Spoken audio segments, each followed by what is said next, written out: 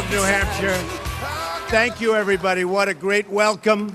Sit down, relax. We'll be here for a while. You know, I said today that we just got back, as you know, we came from Mobile, Alabama 2 weeks ago. We had 31,000 people. 31,000! Then we just left Dallas, where we were in the great Mavericks, as you know, the Mavericks building, the basketball team, a great team, a wonderful team. And Mark Cuban was so nice. He called, we know Mark, right? Good guy. And what happened is he said, what about using the arena? I said, well, how much do we have? How long do we have? And how many seats? It's 20,000 seats. They filled it up in 2 days. Is that good? I then flew from Dallas, always making speeches. I then flew, because we have to make our country great again, right? I then flew, and this was sort of fun, we flew to a very nice place, Los Angeles, right? And we went to the USS Iowa, and we were honored by a great vets group, which gave me an endorsement. They endorsed me. The vets liked me, and I love the vets. We have a lot of vets here tonight.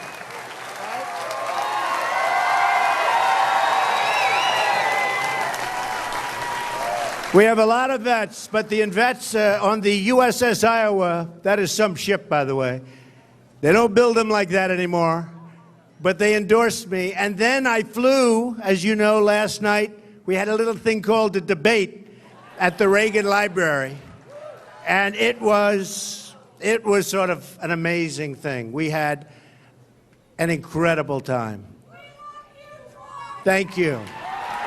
Thank you. That was some evening. Now, I'll tell you the problem with evening. It did so well that CNN said, let's make it an hour longer. Can you believe this? That debate was 3 hours. It felt like more than that.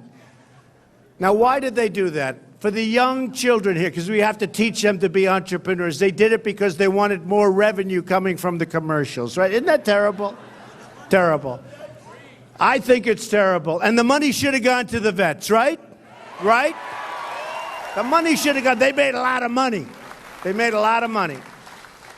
But in the end, it was an incredible time, and we had an incredible time. And I got such great remarks. Look at this. We just wrote this down. Time magazine, they did votes as to who won the debate last night, right? So Time magazine, 114,000 votes as of 6 p.m. Trump, 56. Carly Fiorina, 19. Rubio, 7. Ben Carson, 4. The rest not doing too good. Then, Drudge. We love Drudge. We love Drudge. Donald Trump, 51%. We had a total of 668,000 votes cast. Trump, 668,000. Think of it, 51%. Second, Fiorina, much less, like much. Then Rubio, then Cruz, then... I'm not going to mention the next name because I don't like him very much. Then Newsmax, way up ahead. Newsmax, you like Newsmax. I like it too. The great Chris Ruddy, I like it too. Donald Trump, first place by a lot. The Street, Donald Trump, 52%. That's a lot when you have all of these guys. That's a lot. You know, it's not against two people. It's against Donald Trump, 52%, first place. Then you had Slate. And that's also Donald Trump. So we had a great time. Now, you don't read about that so much on television because coming out, boy, Fox treated me shabbily. They treated me shabbily. But that's okay. CNN, a little bit better. They treated me a little bit better. But the end result is people know what happened. It was an incredible time. And we are going to do something very special. There's a great movement going on, and it's a special movement. It's a movement where people want to see our country be great again. They want to see things happen. They want to see the right things happen. They want everybody to get together, work. You know, the people of New Hampshire, you love to work, don't you? Don't you love to work? Huh? And, you know, so I had a little news yesterday because he's a great person and he's a great winner. I love winners. We love winners, right? So a great winner, Tom Brady. Tom Brady, right?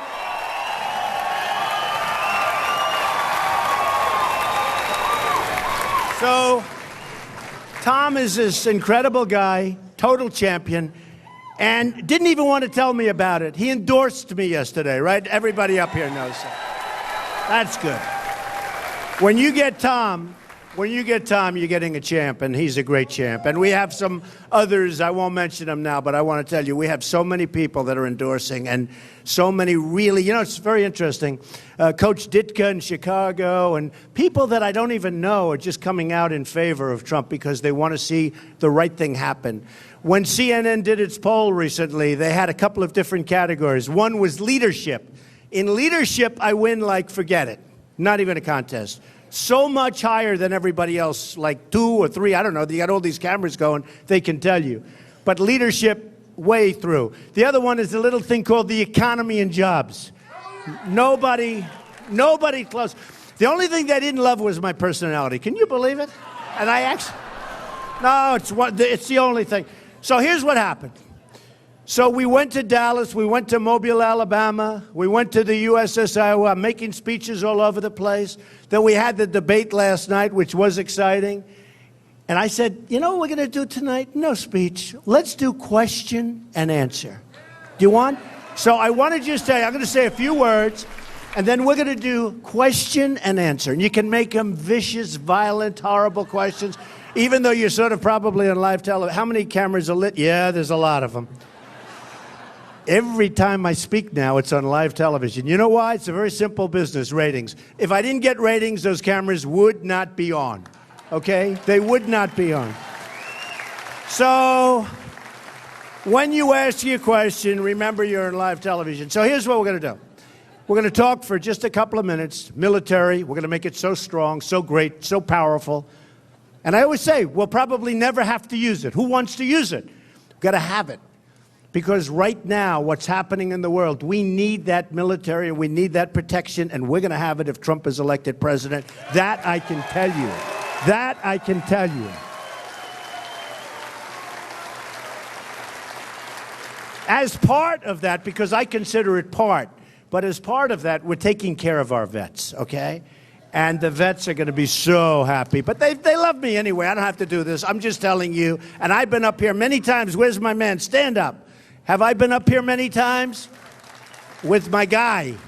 And we're going to take care of things. And so many vets in New Hampshire. And they're not treated right. They're not treated right. But they're not treated right anywhere. You know, 2 weeks ago on Wednesday, they had the longest wait in a waiting room that anybody can remember. Okay, think of it. The longest wait, where they'd wait 3 days, 4 days, 5 days. Not going to happen anymore, folks. Not going to happen anymore. Not going to happen. And we're going to come out with a plan, but one of the things we're going to do, when you're going to have to wait that kind of time, you're going to go to private practice, you're going to go to private hospitals, you're going to go to, even if it's public, we'll take care of costs. And believe me, it'll be less expensive and you'll get much better service.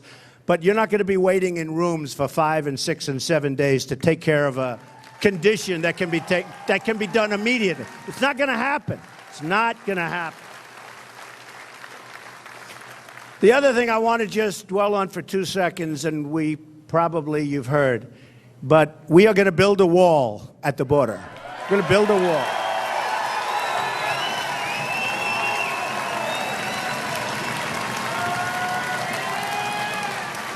And people are going to come into this country, but they're going to come in legally. They're going to be legal. They're going to come in legally into our country. So when I announced, as you know, a couple of months ago, I've been a politician for almost 3 months. Can you believe this? I never thought in a million years I'd be a politician. I know. That's the hard part. That's true. But we're running this time, and this time's going to be incredible. And by the way, you look not just at the New Hampshire poll that I told you about, 40%, but you look at all the polls. It's absolutely incredible what we're doing and what we're doing really together. So immigration. And I've been saying it, and the politicians all talk, no action, although we have a lot of how many politicians are in this room? Raise your hand, because these guys are great, fabulous people. These are fabulous people right here. Stand up. It's my guy. He's been with me from the beginning, right? So he's, what? Okay, how about elected officials? How many elected officials? Stand up. All right, these are all fabulous people, especially you. So we are going to do something, and when the wall gets built, I've been saying Mexico is going to pay for it. Now, I love Mexico, and I love the Mexican people.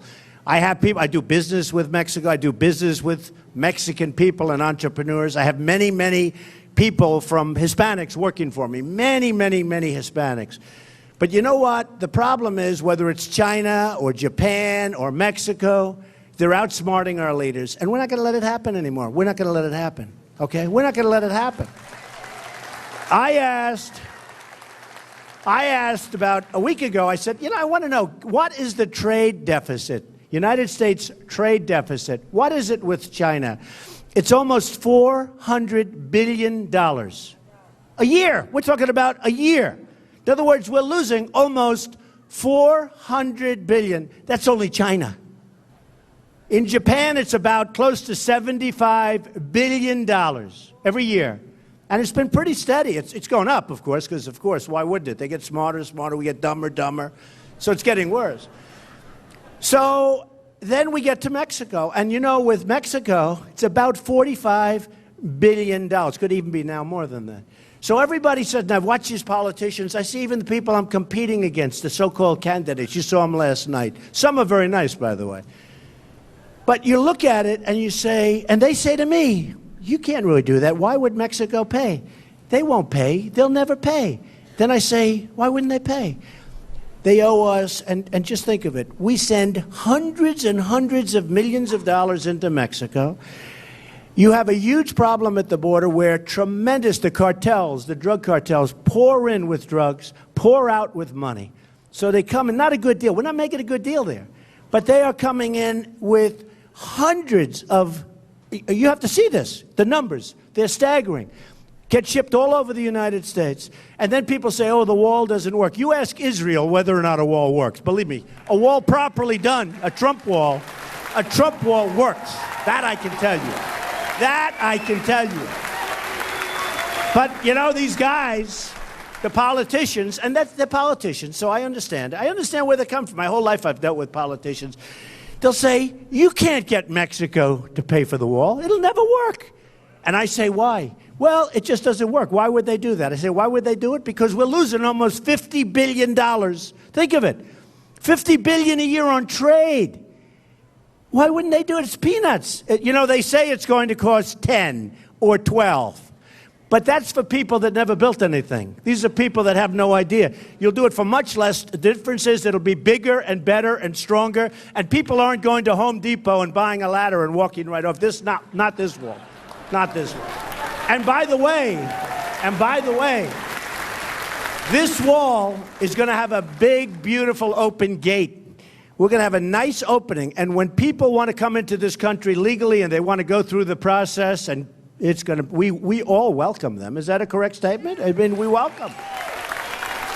And when someone goes to Harvard and they're number one in their class, or Stanford, or the Wharton School of Finance, or Yale, or any of them, and they do great, and then we throw them right out, and they go back to a country, and they try and compete, and they do very successfully. We want to keep those people. We want to keep people of talent.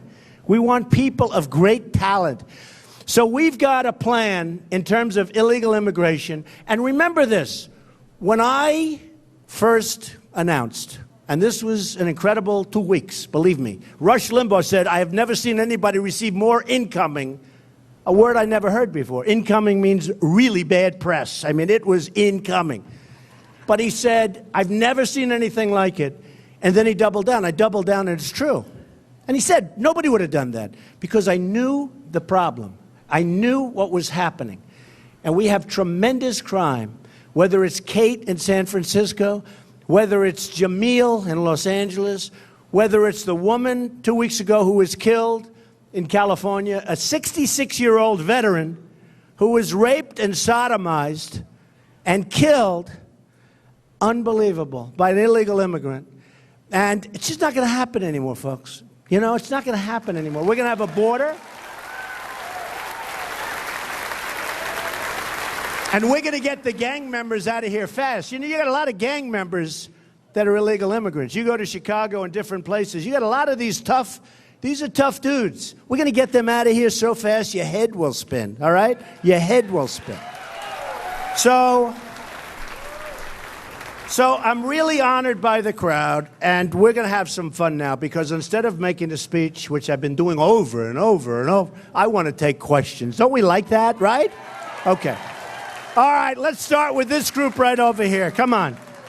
Okay, this man, I like this guy. I'm from White Plains. Amen. Okay. We have a problem in this country. It's called Muslims. We know our current president is one. Right. You know he's not even an American. We need this birth question. certificate, This is man. question. But anyway, we have training camps growing where they want to kill us. Mm-hmm. That's my question. When can we get rid of We're them? going to be looking at a lot of different things. And, you know, a lot of people are saying that, and a lot of people are saying that bad things are happening out there. We're going to be looking at that and plenty of other things. Okay, go ahead. Yes, ma'am. Go ahead. Go ahead. You know, I definitely got to ask you a good veteran question. Welcome, first of all, to New Hampshire. Donald, last night was a disgrace. CNN did not touch on any of the issues that are going on with veterans' health care. It's true. Women veterans' That's health true. care. I actually asked him about that. There wasn't one question relating to the veterans. That's true. Did anyone even ask them why? I know that's a Clinton News Network. Is it that they don't like veterans? Or You know what? There was not one question relating to that, and not too much on the military, by the way, but nothing relating to the veterans. Those days, believe me, are over. Okay. Yes, ma'am. Go ahead. Go ahead. Hi, Mr. Trump. Thanks for Hi. being here. The economy and job market is a big issue. I just finished my master's degree, and now during my job search, I'm told I'm either overly or underly qualified. I believe the unemployment rate is skewed. What can you do to improve the job market for people like me, qualified, talented, educated U.S. citizens? You know, it's such a question. I get it all the time. It's an amazing question. One of the things we're doing, we'll be taking our jobs back from China and Japan and all of these other places that have been ripping us for years. I've been talking about this for 10 years, 15 years. No politician sees it. We're bringing our jobs back here. We're bringing our manufacturing back here. One of the things, and I will tell you, it's probably maybe the question, other than the vets, maybe it's the question I get asked the most, okay? And that's people, young, beautiful, great people. They go to college, in many cases borrow a lot of money to get through college. They're so proud of themselves. They do well. They're good students. They work hard. They get out. They can't get a job. With Trump, you know, there's an expression, I will be the greatest jobs president that God ever created. I tell you that. That's what you need. Okay. Can you hire me, please? Go ahead. Go ahead. Go ahead. Then we're going to go right around here. We'll go around. Don't worry about it. A lot of people with hands up. Okay, let's go. Mr. Trump, I was wondering when we can get together and work on the unsafe conditions at the Seabrook plant. It's been a month since I gave you that information. I remember that. I remember you gave it. And I think you and I should have a press conference because both governors in Massachusetts and New Hampshire aren't protecting the first responders. And I would like to work with you on it. Okay, we'll take a look at it. We're going to look at it. Go ahead. Next, back here.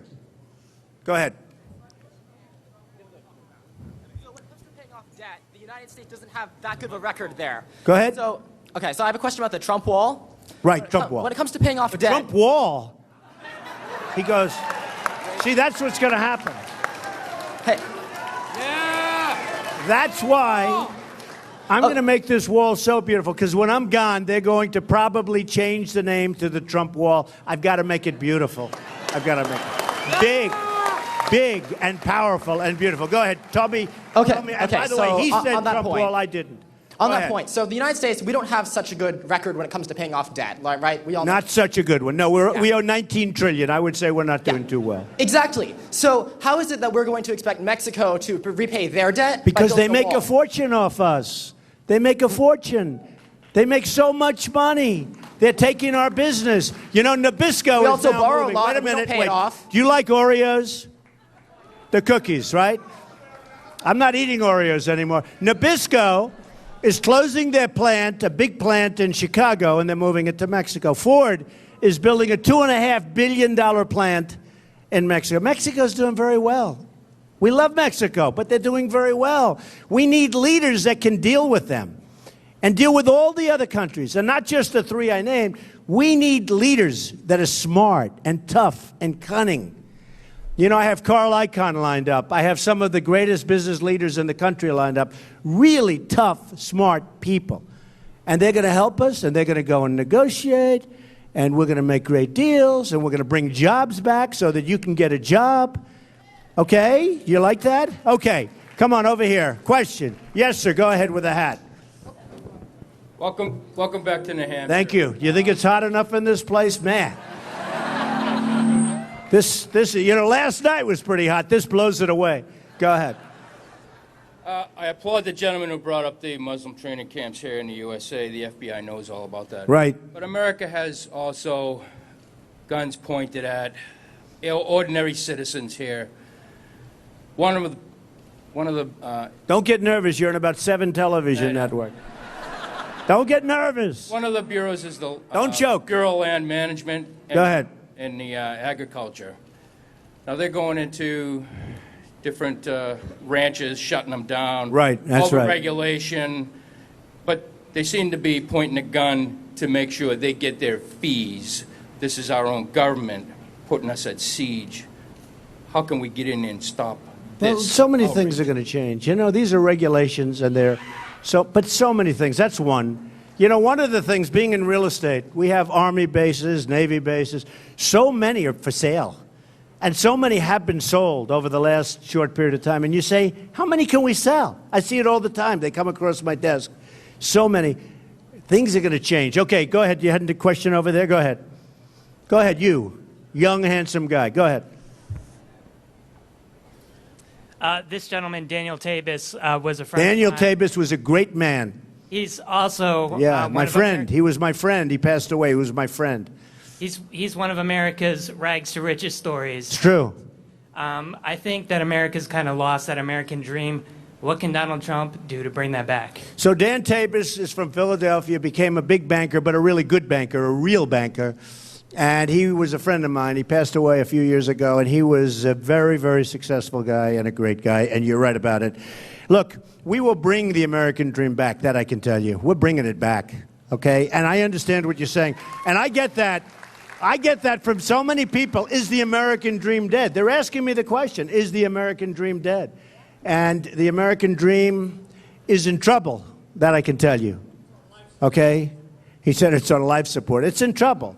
But we're going to get it back, and we're going to do some real job. How about the men with that beautiful red hat? Stand up. Stand up. What a hat. What does that say on it? Wow. Make America great again. That's beautiful. Beautiful.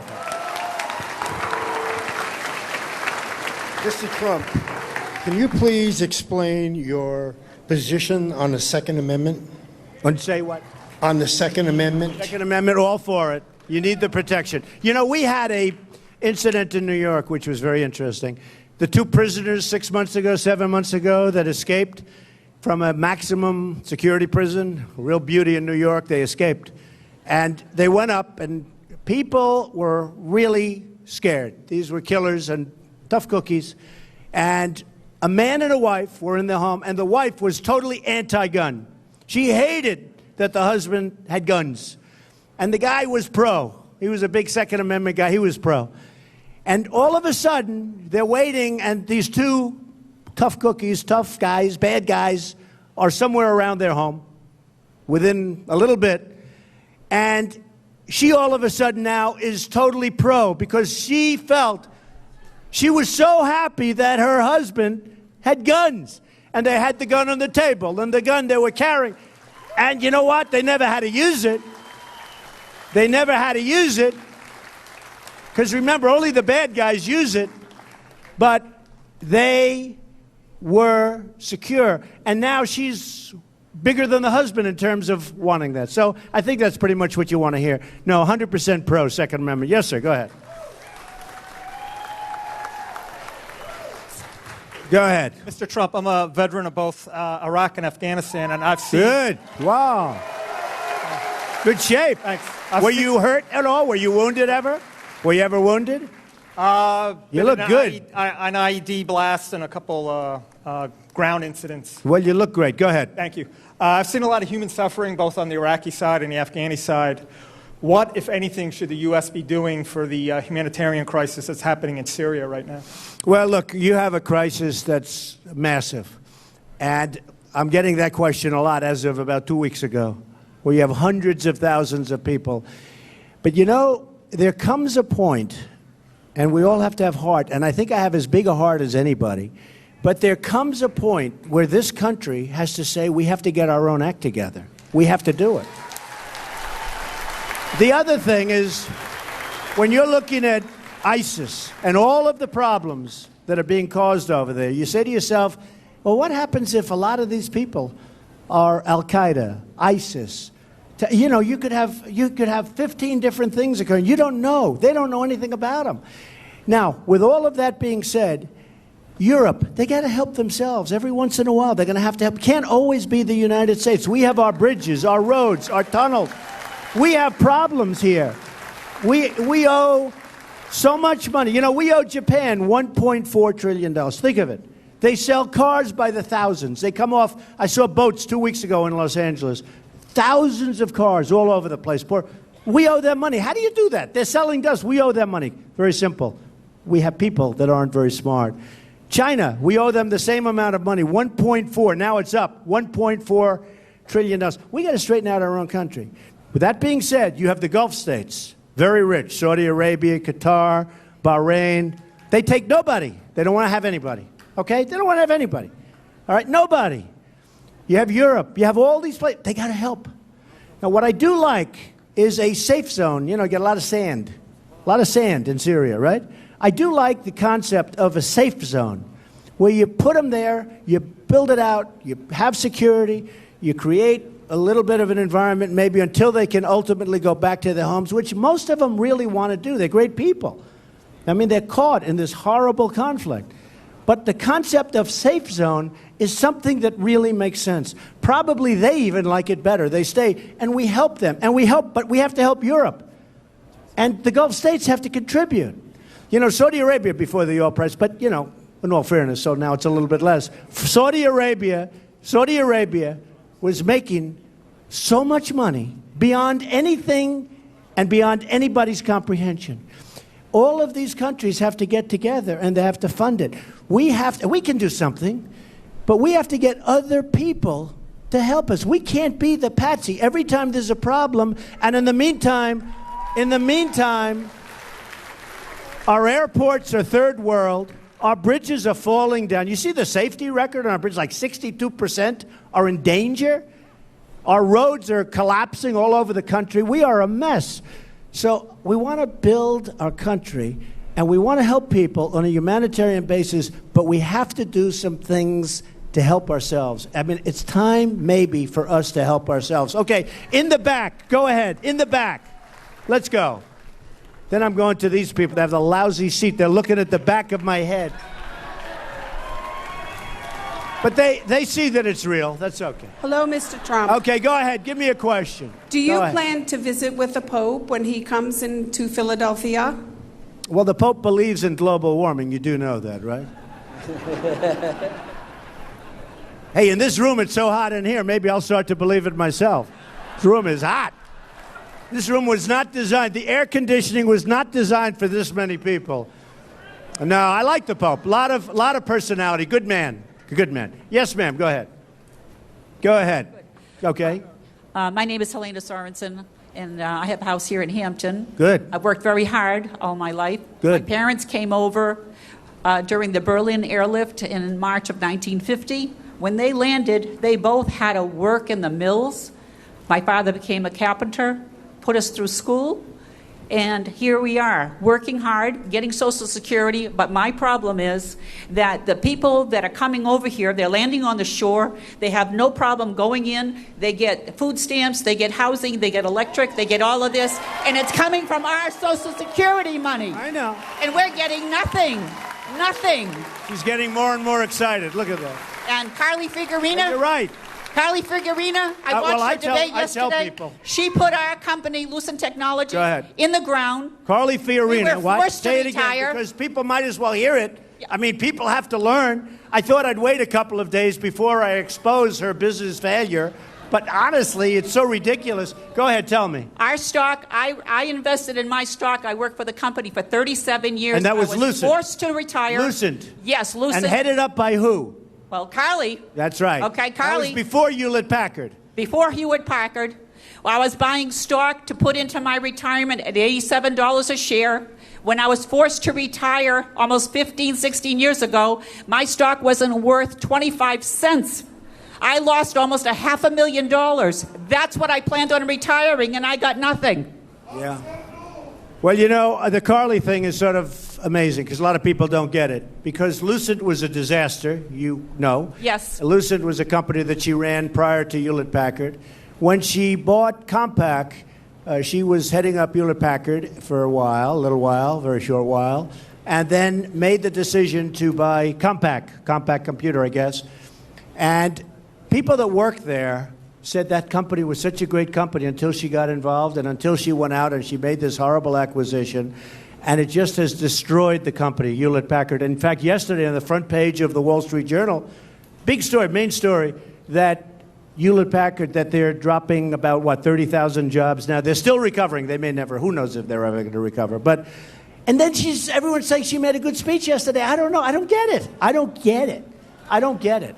But at some point, people are going to see, and I think it's going to be a very big roadblock, you know. Now, when you look at Trump, I built an unbelievable company, tremendous net worth, which I don't want to talk about other than to say it's the kind of mentality you need in this country, at least for a period of time.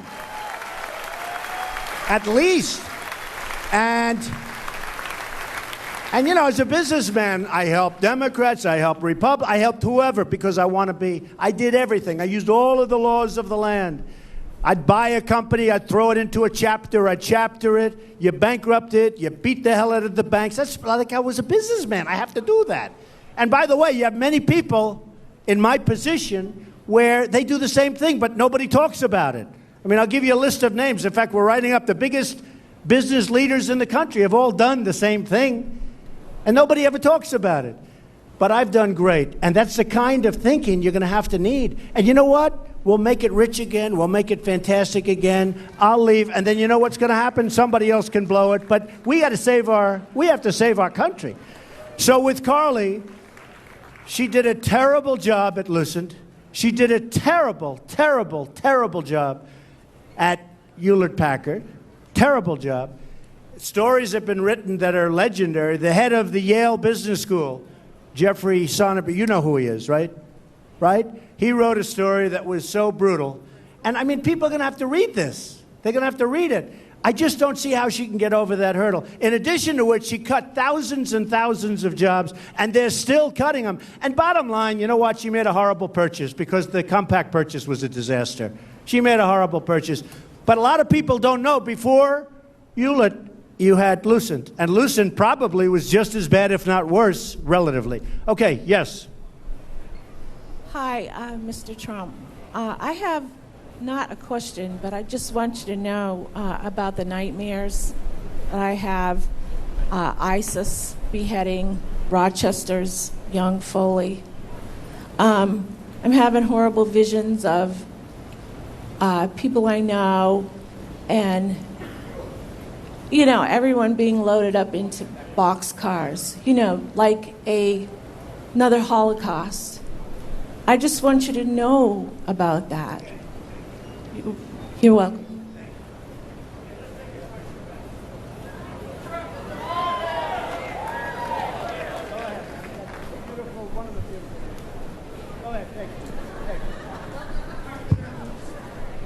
Does anybody have a towel?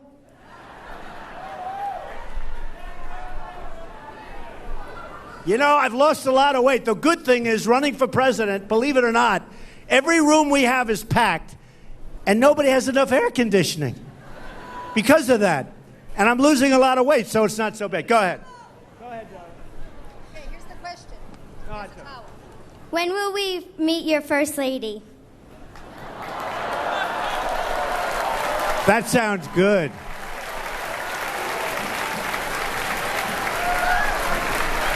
Wow, that sounds so great. Thank you, darling. Okay, go ahead, wherever. Go ahead, right here. My question is just simply, when you're talking about the deportation of our illegal aliens here that are used to taking all the money out of coffers, why is it that you don't identify how much it costs to keep them versus how much it costs to send them back? What a great, he's a businessman. Hey, he's from New Hampshire. What else is there? So it's such a good point. And I made it last night, but people don't want to hear it. They don't want to hear it. To keep, we spend really, I would say, $200 billion a year. Okay? $200 billion a year on illegal immigration. I think the number is much higher than that.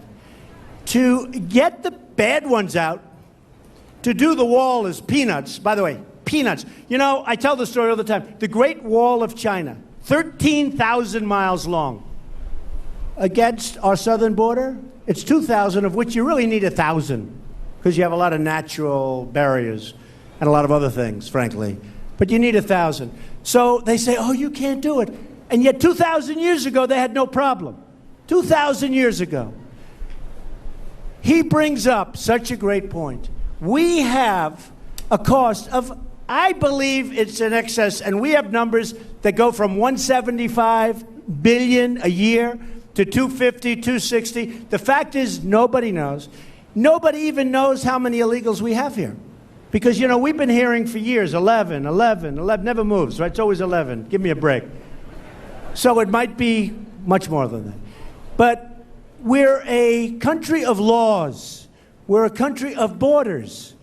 We have to secure our border, and we're going to clean it up. We're going to make our country so strong and so wonderful and so great. Okay, okay. And you're right. You're right. There's a huge offsetting cost, which, by the way, will really help out. Okay. What's your favorite? What's your favorite? 1 Timothy 3. Say it. 1 and 7. Okay, it is noble to see governors of overs here. However, he who does to be above reproach, sober-minded, unquarrelsome, only married once, and not a great lover of honey. Oh, boy. Am I in trouble? Am I in trouble? Am I in trouble? Okay, go ahead. Yes. Yes, sir. Thank you, man. Thank you, thank you. Go ahead.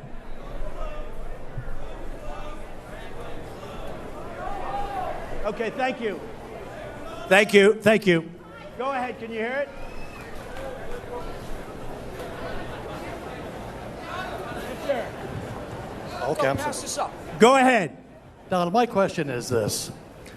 If you're elected president, one of the things that's been happening over the last several decades is our congressmen and our senators voting themselves huge pay raises and other benefits. If they are elected for one term, they get a lifetime pension, they get medical, they don't have to join Obamacare. If you're elected, sir. In fact, they don't have to use Obamacare. Isn't that incredible? That's correct. If you're elected, would you introduce a bill in both houses to roll back these excessive benefits? And then the people that don't vote for it or voted down will be fired come election time. So the first thing I'm going to do is tell you that if I'm elected president, I'm accepting no salary. Okay? That's not a big deal for me, but no.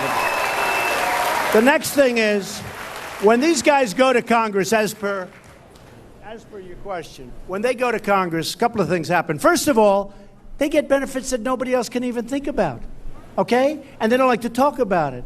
But we'll work on that. We have bigger problems than that because that's peanuts in the relative scale of how this country is being hurt. But we're going to work on that very hard. But I will tell you this. We will have a system that is going to be fair to everybody. One of the things I'm doing that really has gotten a lot of praise, I'm self-funding. I'm not getting tens of millions of dollars, hundreds of millions of dollars. And, you know, it's very unnatural. No, it's very unnatural for me. In many ways, I feel foolish because people come up, they want to give you lots of money. Lobbyists, special interests, donors, they want to, and I keep turning them down.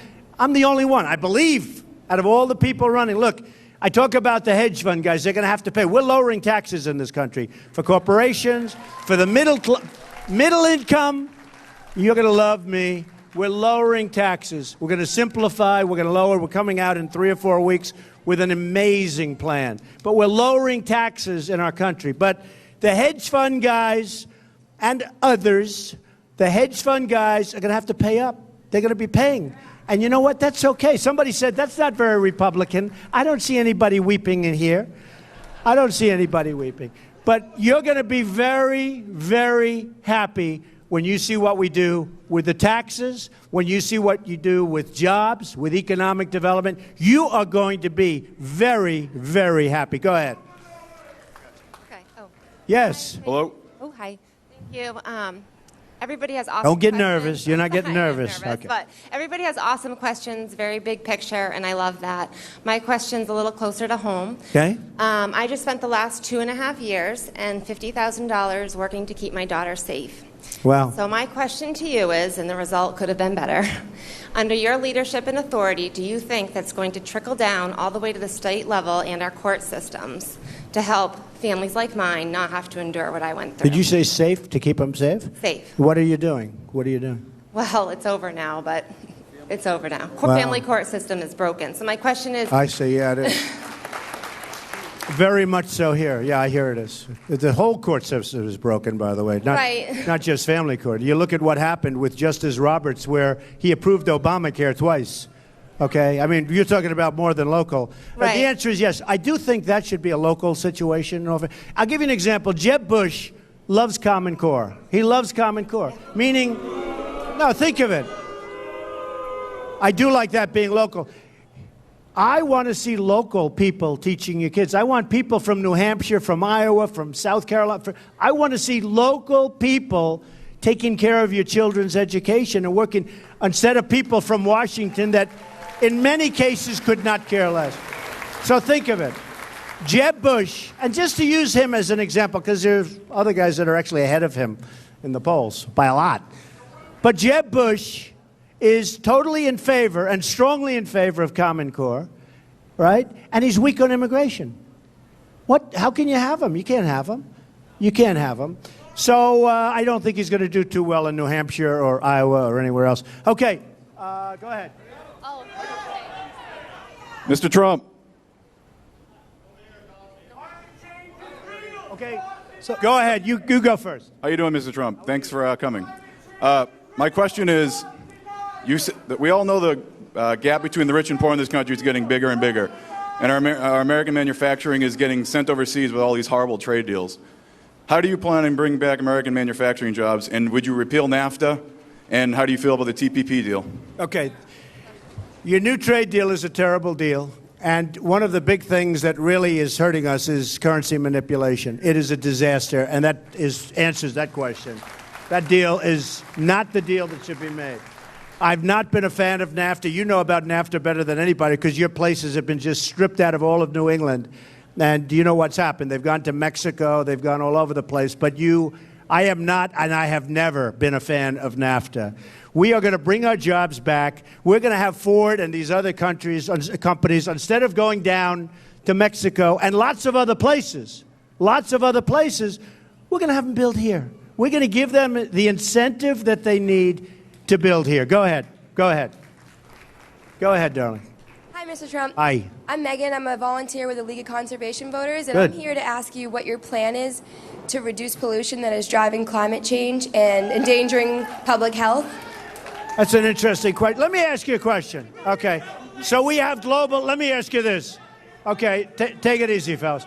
How many people here believe in global warming? Do you believe in global warming? Who believes in global warming? Who believes in global warming?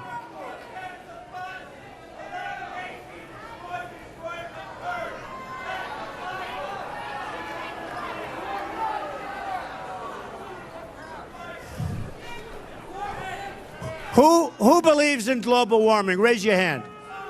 Wow. Not much, huh? Do you have your hand up? Little? No? No. Nobody? One person?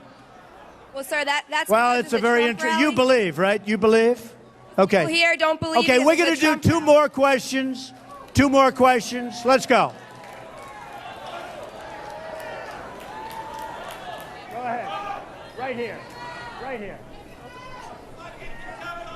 Excuse me. Right here. Okay. Go ahead.